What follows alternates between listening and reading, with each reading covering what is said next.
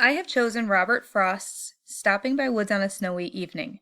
I know currently it's not seasonally appropriate, however, it's a classic that I truly enjoy and I think means different things to people at different stages in their lives. I would be sharing this with middle school students most likely. So, for me, when I read poetry, I like to read it first and then reread it. That's how I break it down, that's how I make it make sense in my mind. Whose woods these are, I think I know. His house is in the village, though. He will not see me stopping here to watch his woods fill up with snow. My little horse must think it queer to stop without a farmhouse near, between the woods and frozen lake, the darkest evening of the year. He gives his harness bells a shake to ask if there is some mistake. The only other sound's the sweep of easy wind and downy flake.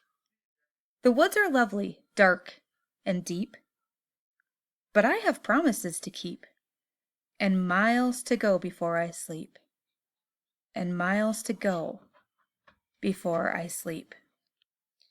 This poem is so simple and beautiful for me. I can visualize the entire trip through the woods. I can see the trees, smell the snow, hear the horse bells shake. I can feel the deafening silence that nature is surrounding the rider with.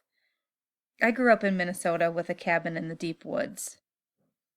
So my background knowledge leads me to the farmer's cornfield, where the empty house waits for visitors or farmers working late hours, needing a place to rest for a few minutes.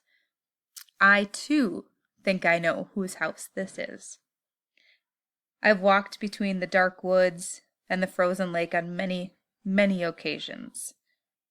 It's such an inexplicable peace that comes over you when doing this, much like when Frost talks about the sweep of easy wind and downy flake. Also for me, speed and cadence are mandatory when reading poetry. I need people to feel it. I need them to have that emotion, the passion. Make it interesting, make it fun, make it whatever it needs to be for you. I know it's a difficult task for many, and I understand that. As for me, the poem leaves me feeling peaceful, but wondering what promises he needs to keep. Are the promises to himself, to the horse, to someone in the village? And how many more miles does he have to go before he sleeps? The illustrations in the book, they can lead us in one direction, but is it the right direction? What if we have a different picture in our own minds? This is a fantastic place to make predictions.